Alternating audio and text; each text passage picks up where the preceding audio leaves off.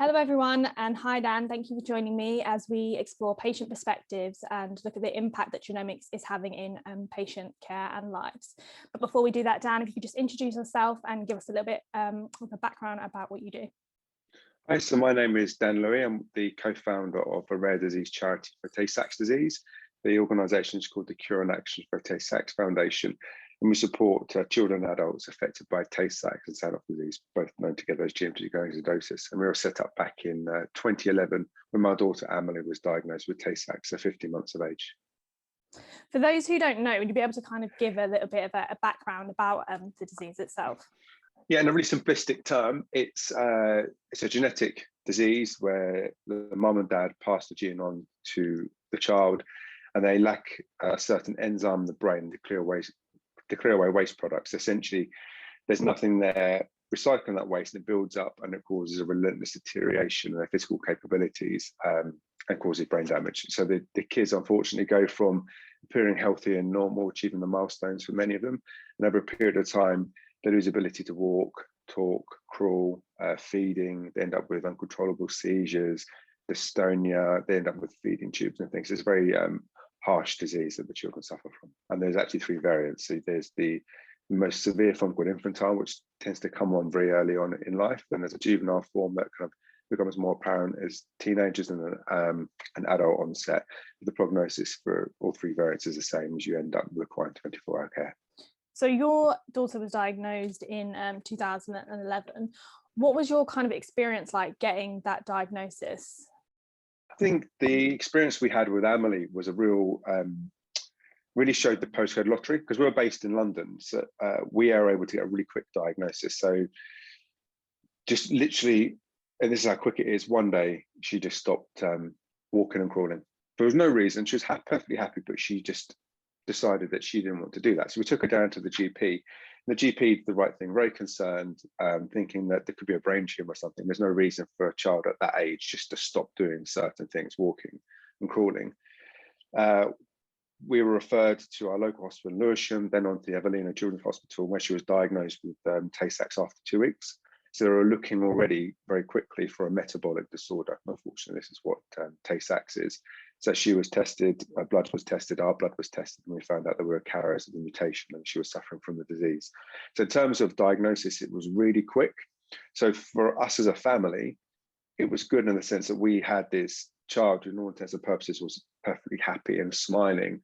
But we were explained at the time that the disease was very severe and should end up probably passing away by the age of 3 or 4 and requiring 24-hour care, which as a parent is really difficult to fathom at that diagnosis moment, because we had a child sitting there who was happy and smiling and playing with toys, and they were saying to us, she can have uncontrollable seizures, feeding tubes, you're going to need to get carers and look after. And I think, wow, are we actually going to be experiencing this with this child sitting in front of us?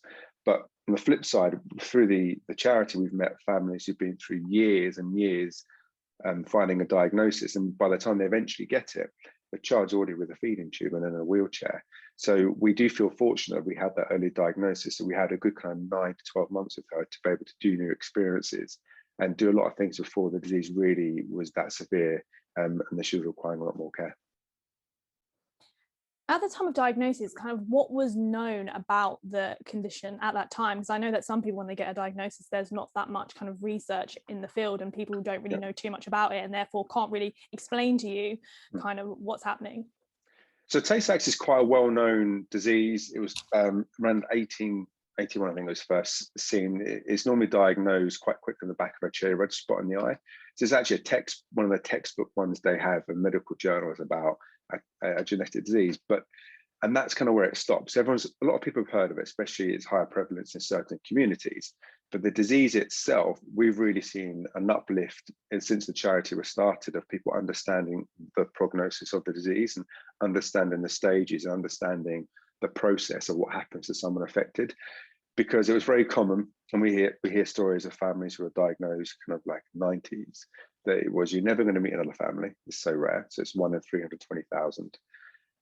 Go home, enjoy your time together. Your child is going to die, and that's it. The information's been very, very scarce. But what we've seen now is that parents, and through the age of the internet and social media, become much more aware of what the disease is doing to the individual and actually how they can do intervention to maintain a high quality of life. And that's the kind of the big shift we've seen, especially in the last 10 years, where parents have really been empowered to take control of the care of the children when they're affected by the disease. So I know that you said that they kind of, when your daughter got a diagnosis, they kind of did like blood tests. Do you know what exact tests that they did, like in terms of, did they do any sort of like genetic tests to determine what variant or anything that she had? So it's one of those you read and you hear about it. So we think she went in like maybe on a Tuesday, I think it was a Tuesday or Wednesday. She was transferred over to Evelina from our local hospital in Lewisham because they didn't have an MRI machine. So we took her over, did an MRI. They found some white matter changes in the brain. They did a few more tests, and I never forget that it was on a Friday. They said, "Look, they send you down to this clinic, an ophthalmology clinic. We're going to look for something called a chair red spot. It's purely just to rule a couple of things out. It's not going to be a big issue. It's non-invasive. It's a Friday afternoon. We'll get you on the end of the clinic." So we were sitting there, and I remember my dad was like, "Fine, if you're going to go to that, I'll head home and get a few more things for you guys. I'll leave you, my wife Patricia, and my mum, take it down to that, and then I'll come back in the evening."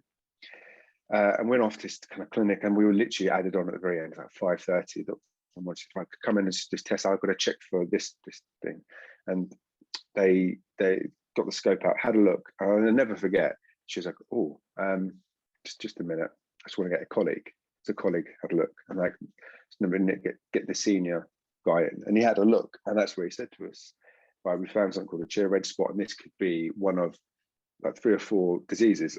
And we said, I remember saying, how bad is it? And he said, "Well, if it's bad, it's terrible, the disease, and if it's good, it's still going to be really bad." He was like, this is what we found." So we went back to the ward, and they were like, "Right, okay, so we thought we were going to rule things out. Unfortunately, it's ruled certain things in, but now we know what we can test for." So there was like 4 different diseases they could then do the genetic testing for, which was to look for the enzyme level. This is what they did for Amelie. That's how they discovered Tay-Sachs, and it was testing mutations. And there's lots of different types of mutations, and I carry a very common mutation of the disease, and my wife carries a very uncommon mutation. So they had to do a bit more work to find out what was really the underlying cause. But that's kind of the process she went through. It was very quick, but again, it was that Friday afternoon, rule something out. Actually, it ruled it in. So yeah. I mean, how much kind of support did you guys receive in terms of trying to kind of understand like the inheritance of like Tay-Sachs and things like that? Like, how much did you even know about genetics or anything like that prior to this? So I have a background in science, so we understood genetics, understood our inheritance and how it worked. So did my wife. So we were kind of fully aware of it was something that we had passed on to her, just this mutation, autosomal recessive inheritance. So we weren't affected. We just had to have the faulty gene passed on to her. It was what was interesting, a few kind of weeks, months later, is then looking at the impact it had on my wider family, because they had children. And it was the decision about who gets tested. Do they get tested? Why should they get tested? And we noted this a lot. Some people choose not to get tested. My parents then got tested to see who was the carrier. So did my wife's parents, and then the ramifications of then different parts of the family being tested. Because obviously for us, when we have more children, they need to know that they're carriers of this disease, because you need to be prudent that if you know this disease is impacting your family, you don't want to be in the same position that we've been in, which is where you have a child affected by Tay-Sachs disease. I mean, how kind of difficult was it to have those conversations with the kind of wider family? Like, how do you know like who to tell and stuff like that? And how do you kind of explain to people? Because a lot of people don't understand kind of genetics and stuff. Like, how do you open that conversation up and try and do it in like a sensitive way? It's really difficult because it's that whole "oh, it would never happen to us" the kind of attitude. But when you are the family that is the 1 in a million, or okay, so 1 in 320,000, you struggle. And we struggled when some family members were like, no, it's fine, it'll never happen to us. And you're like, well, you don't know that. So again, a lot of these sorts of diseases tend to stay in communities. So you do the Jewish community and things like that. I was born in Scotland, so a Welsh mother, English father who has Jewish Jewish background, but had no idea about Tay-Sachs disease. My wife is Portuguese. He moved to London for university and ended up staying. We met just randomly one night. So for us to meet, marry, have children, I mean, the odds of that happening are very low. And then to have a child with Tay-Sachs is even lower. So it's kind of making people aware that these things, unfortunately, do just happen. So if you know about it, you should be getting tested, because you can stop a lot of heartache and unnecessary pain that someone can go through. I mean, you said that you have 2 other children. What was the experience kind of like, knowing that you might be able to kind of pass it on to them, and what kind of support did you receive in terms of that? Yeah, that was a big one. So we had lots of genetic counselling, because we'd made a decision we wanted Amelie to be a big sister. And I think with our second daughter, Grace, the impact of going through the process of trying for children naturally, we made the decision we didn't want to go through any pre-implantation, was to try for children naturally and hope that we would have a good outcome, which fortunately we were. But I don't think we fully appreciated the mental stress of that process of waiting for the testing, so CVS or on Amelie and my wife's case. And then with our son, who was our third child, it was much more stressful, because I think because we've been through it once before, we knew the whole process, and it just was very stressful, because you don't know, and obviously I'm the father, so I don't know what a mother is going through, carrying a child, not knowing whether it's a child who's affected by a disease, and then having to then make another decision about whether you keep or you don't. So it's a lot of support comes from your genetic counsellors, who are talking you through the process, what to expect, what you can plan for and what you can't plan for. But knowing that you have so many options, which I think is really good, that you're not restricted to not being able to do things like IVF, pre-implantation, or to trying naturally. So it's a very stressful time, but you get through it in the end. Yeah, no, it's good that you kind of have, like, they give you the kind of options, and then you can like kind of decide yourself on kind of what path that you want to go down. But it's good that they kind of were there to support you through that as well. I mean, you said that you have. I was just say, just Yeah, sort of like it's like when you get the results back, and then they literally just pick up the phone and they just say, "Hi, it's so and so from blah blah blah. I have the results. I'm just going to tell you them," bang, and they just tell you straight away. So you don't have any moment of that awkward silence or "Oh, how are you?" kind of thing. It's literally, these are the results. Digest it. We have a chat, and then I'll call you back in an hour, then to talk it through in more detail, which I think was really good, because you don't want to be left kind of on that phone waiting for them to tell you the results. Yeah, because sometimes you get a call and it's like, oh, like come in to like book an appointment or come in, and then you're like, people are like left panicking for like that kind of period of time, thinking what do they do. But you said that you kind of have a science background. I mean, what did you do before you set up the CATS Foundation? My background was in psychology, so I did that at university, my master's in applied psychology. Then I moved into investment banking, so that was my career up until the credit crunch. So actually, I was fortunate that when Amelie was born, where I was working, the bank ended up going, and I was made redundant, but I was able to take a bit of time out. So Amelie was actually diagnosed and born while I was having some time out. So I had to kind of manage that whole process of having a new baby that's dying, and then looking for work alongside my wife. And what we decided to do was set up the CATS Foundation, because there was no kind of dedicated support for people affected by Tay-Sachs disease here in the UK. And that was kind of our focus, to make sure that people didn't come out that diagnosis being told, never meet another family, go home, enjoy your time together, and there's nothing we can do. We kind of wanted to change that experience for those people in the future. I mean, what was your experience like kind of setting up that foundation? I can imagine it being, it's like stressful. Hard work. No, it was hard work, but we had a very clear mission, which was to provide support to families, to bring them together, to show that you aren't alone, and then to start looking at ways we can impact research and impact the way that people look at the disease, and can we actually get some clinical studies started in the disease. That's kind of our main focus. But for us, it was very obvious that we weren't really able to do anything for Amelie. So any kind of research or any studies we were looking into would never impact her. And I think it made things a little bit easier. We weren't chasing that miracle cure for her. We're kind of doing it for the wider community. So we never felt that pressure that time was ticking away with Amelie. Unfortunately, we knew that she was going to die from the disease and she lived a lot longer than we thought. So she lived the age of 8 when we told maybe 3 or 4. So we feel blessed to have had that time with her. And on the side, we've been able to drive forward lots of the research and the care and quality of care that people get, and build a community, which was sadly lacking here at the time. I mean, what was it like kind of for you having that community that you kind of built, like as a kind of support network? Huge. It's huge because it's people who know what you're going through. They know the experiences, they know the late nights, when the kids have seizures, sometimes you maybe get a couple of hours of sleep a night and things like that, and knowing those challenges that you're going through and sharing experiences. And one of the first big projects we actually did was develop an app that was based on videos and patient and parent testimonials about how they manage aspects of the disease and also family life.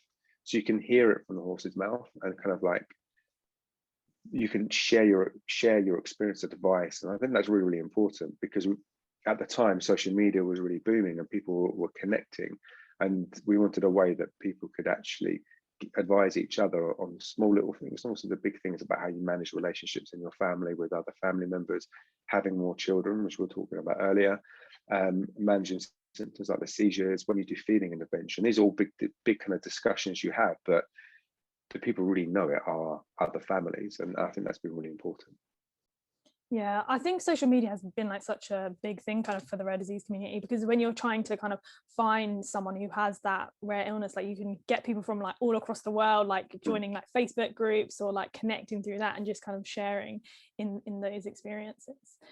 I mean, what kind of goals or like things are you like planning for the future for the foundation? So for us, our goal, and we've always set it, was to shut the charity down, because we have treatments of newborn screening, we have early diagnosis, everything sorted, and I believe we will get there at some point. But at the moment, our real focus is to get some symptomatic treatments out there. So since we set up in 2011, where there was no real research, there was no industry involvement, we've been able to drive forward a couple of gene therapy programs now, which are in the clinic. We've been able to get a drug repurposing study up and running.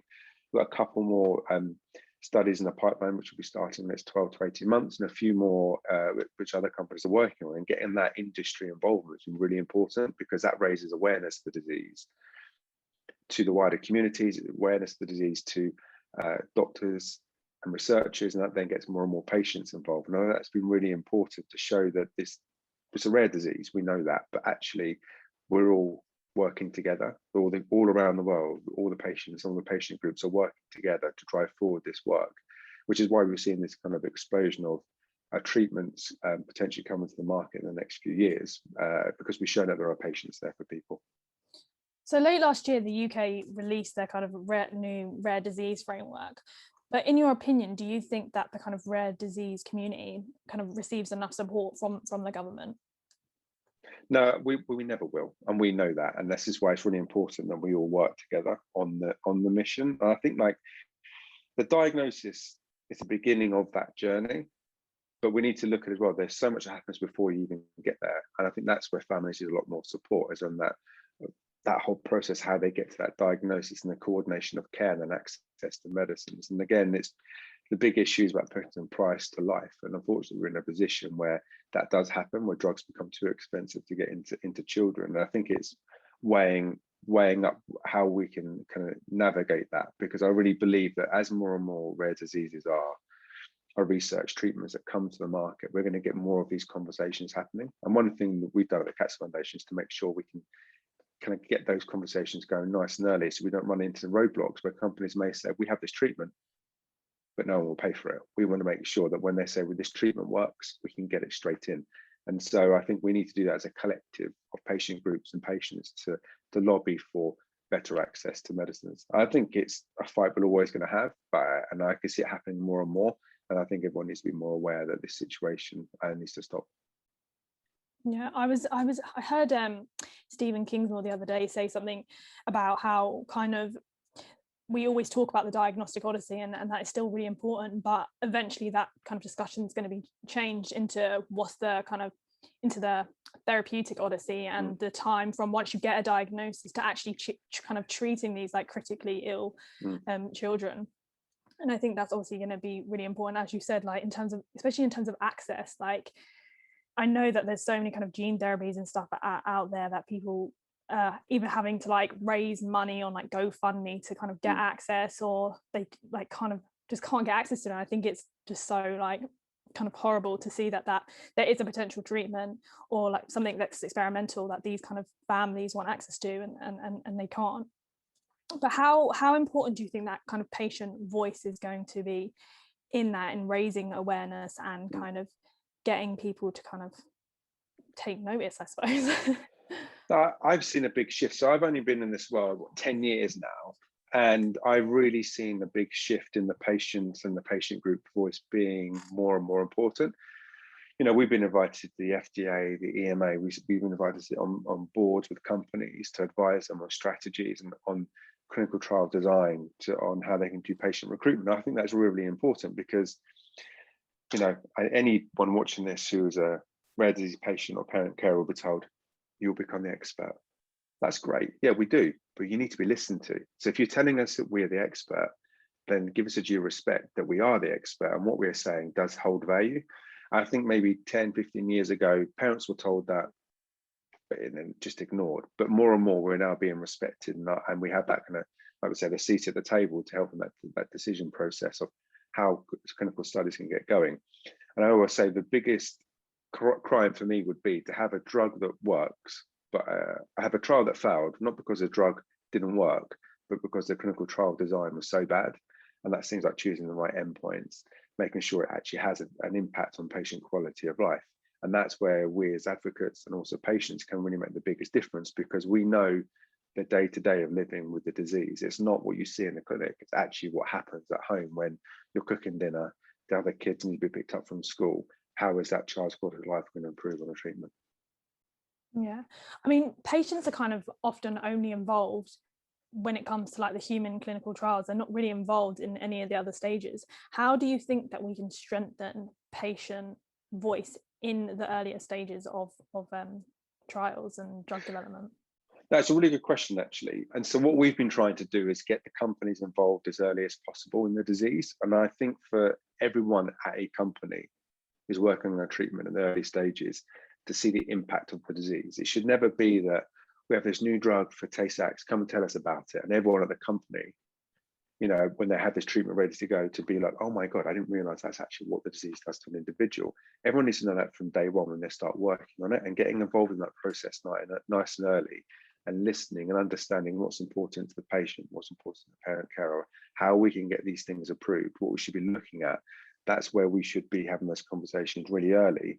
And companies need to be aware that we want what's best for the community.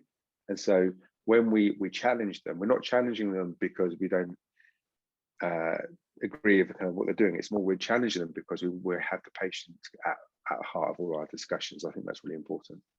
Yeah, I know that you're kind of a big advocate in terms of the ethics of clinical research, but what kind of work have you been trying to like do it in that space, trying to ensure that clinical trials have kind of the patient at the forefront? Now, for us, it's making sure that endpoint selection is correct. I mean, there's no point having something that's not going to have any meaningful impact on the quality of life. And I think that's what should always be thought of when you're doing the trial design. How can I impact quality of life? And sometimes, unfortunately, it's not extending length of life. I mean, with Amelie, there was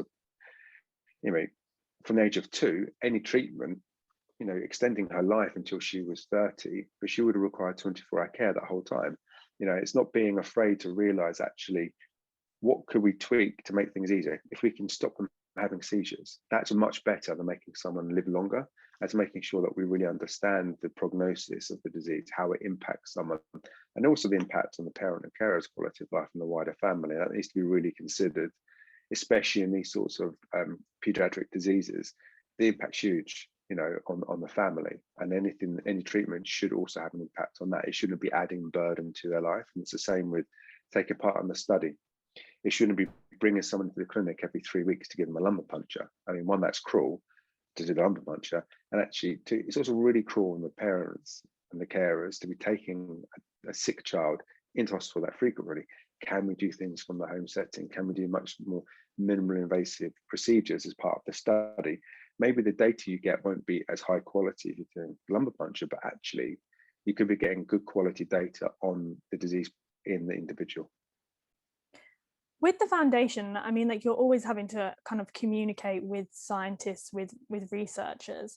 What has it been like for you, kind of trying to form those links? And actually, have you seen like there is genuine kind of interest from scientists and clinicians in like trying to help it, essentially? Oh, for sure. And I think for us, one of the big kind of things we did was to actually just raise awareness in that community, not in the wider public, but in the researchers and pharma industry, giving talks about the disease, being receptive to their involvement and not being portrayed as a difficult group to work with. For us, it's always been really collaborative. And so any companies interested in GM2, Tay-Sachs or Sanhoff, we speak to them, you know, and we work with them and we advise them. And I think it's really important to have that collaborative approach, because at the end of the day, they want to get a treatment. We want the treatment. Let's work together. And that's how we look at it. And that's, I think, how we've seen the success of being able to go to meetings and represent the patient. We're not there to understand the biochemistry of the disease. That's not our role. Our role is to represent the patient. I think that's really important. We've been really kind of clear that in that whole process is where we stand. We're not there to kind of be intellectually sparring about enzyme levels and things like that. That's not our role. Our role really is just about the patient. How do you think as a community we can kind of bring more patient voices in and kind of build on that? Like, what would like an ideal kind of scenario look like? I think in terms of the rare disease space, what I'm really would like to see more of is more kind of basket trials. So bringing together similar diseases with one potential drug or therapy that you could do for multiple diseases at the same time. I think that approach gets you more patient numbers. You can, I think it's easier to get approved that way, and you can impact more people. And then by working together as patient groups, you can then learn from each other and you can help each other move forward that process, not just for that then treatment, for other treatments going forward. And I really believe that we should start looking wider, because more and more rare diseases are being diagnosed all the time. We know that. More patient groups are starting constantly. I'm involved with like the Find a Cure mentoring network, and more groups are starting, and they're all on the same journey that we were on 10 years ago. And it's really exciting, but they're going to get to where we are at some point, which is you have these treatments. How do you interact with pharma? How do you actually get them into the patient? And how do you get them approved? And I think working together collectively as patient groups with pharma is the real key, because we all want the same thing, which is to get these to market. I mean, what would you kind of say to someone who's, for example, just starting up a patient group? I mean, is it from your kind of experience of your journey with the Cats Foundation, what would you say to someone who's just starting one? It's going to be it's a hell of a ride. And back yourself, trust your judgment, you know, and be collaborative. I think that's the real key, and listen to other people, because one of the successes we had is leveraging the expertise of those around us. And so we've been able to drive forward lots of work because we're willing to work with different people. We don't sit there and say we're the be all and end all, know everything about the disease, about clinical trials. We actually bring in people when we need them to support us on certain tasks. And that's how we've driven forward a lot of our work. And I think it's being kind of happy and willing to do that, and being collaborative is so important. And like I said, it's a lot of work, not for the faint-hearted. I mean, what has the pandemic, like what effect has that kind of had on not just your foundation, but just kind of the wider rare disease kind of group, like network? Like how do you think it's a kind of impact to the community?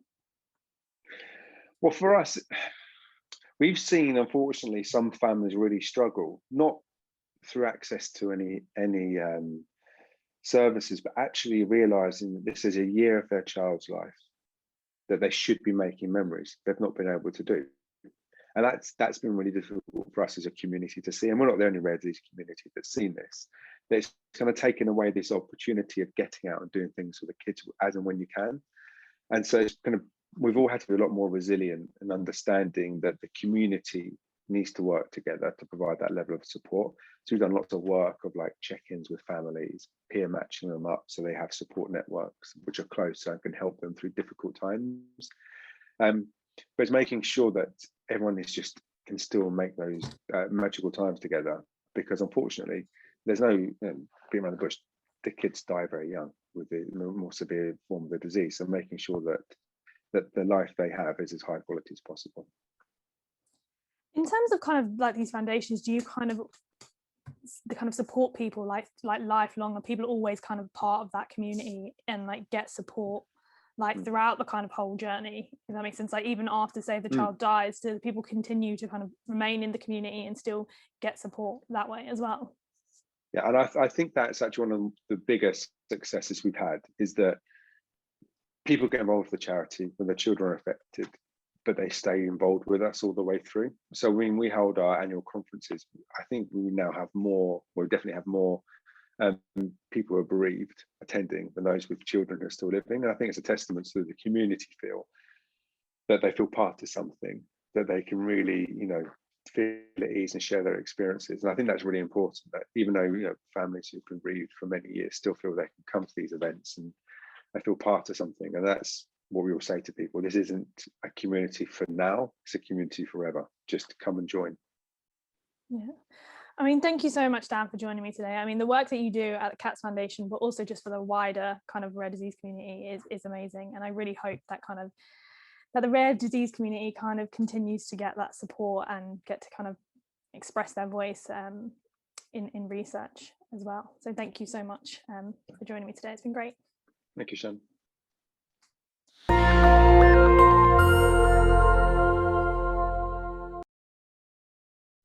Hello everyone, if you enjoyed this video, then make sure you check out some of our other videos in our series by subscribing below or going to our website, frontlinegenomics.com. I hope you enjoy.